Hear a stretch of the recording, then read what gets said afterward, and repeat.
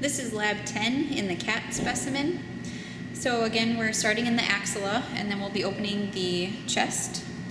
So the axilla is just the space in between the forelimb and the chest wall. So this whole area would be the axilla. And then you're cutting your pectorals, just like the dog, opening this up so you can see this axilla, and then you're looking for the lateral thoracic artery and vein and nerve. So if I can peel this back, you can see the little axillary lymph node right here, little oval. So it's usually, the artery usually runs right by there. So the artery and the nerve are very obvious. I don't see a very obvious vein, but it's down there. So it should be right here. But artery, vein, and nerve should all run along there. So lateral thoracic. Okay. Then we are going to open the chest cavity, just like we did in the dog. And you reflect your rectus abdominis and part of your external abdominal oblique and pull those muscles away from the chest wall. And you can look for your cranial epigastric artery that we talked about. And in the cat, you may not have much for a cranial superficial epigastric. I kind of have a little one right here, but you may not see a lot because the branches get really small. But for sure, you'll be able to see your cranial epigastric coming out of there.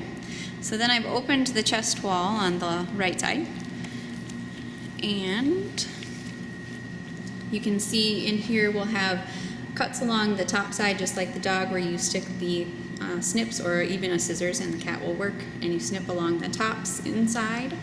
And so we'll do that on the left side.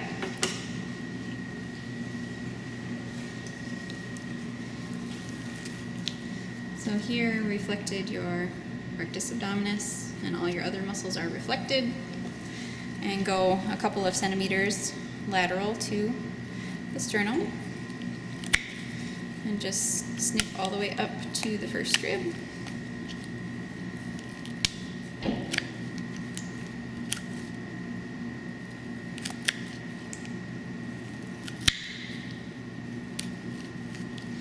So there we got through the first rib. And then we should have that transversus thoracis muscle right here that we can peel off. So that is right there. And again, your cranial epigastric you see coming out here, going into rectus abdominis. And now we will cut. So stick your finger in, feel where the diaphragm is, and then cut just in front of that. Making sure you're not entering that abdominal cavity as you go. Okay. Then we'll stick the snips inside the chest and snip each rib.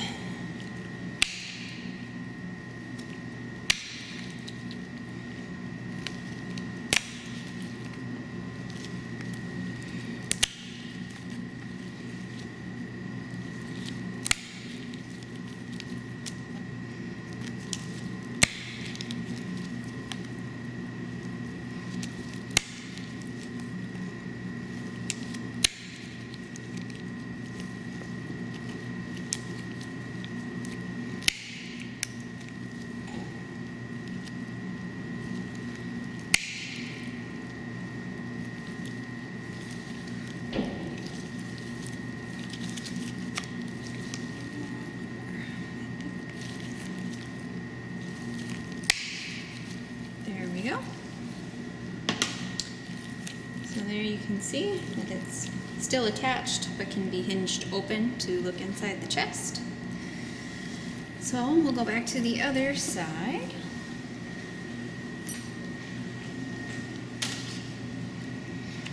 And look at that internal thoracic artery here running along under the sternum. So right there, running along. This is that transversus thoracis muscle that kind of covers it up, so just move that out of the way and then follow it along. And cranial epigastric is the name change once it comes out of the thorax. So cranial epigastric, internal thoracic here. Okay. Then we have some pleura to name just like in the dog. So your pulmonary pleura, pulmonary visceral pleura, covers the lungs, so that shiny serous membrane there. Then you have the parietal pleura, and you have costal parietal pleura on the ribs. Diaphragmatic parietal pleura would be covering the diaphragm. And then we have mediastinal pleura. So the mediastinum here is being lifted up. You can see the pleura there. The part surrounding the heart will be pericardial mediastinal pleura, so that will be all of this. And that plica vena cava, I lift up the vena cava here. So the plica vena cava is surrounding that at that point. And then you have the pulmonary ligament, which we'll try and show here. If I pull the caudal lobe of the lung out just a little bit, you can see the white pulmonary ligament. Yep, and extends from the root of the lung all the way back. Okay. And then in this kitty, we do have a little bit of thymus to show. It's kind of small and atrophied, but this would be the thymus.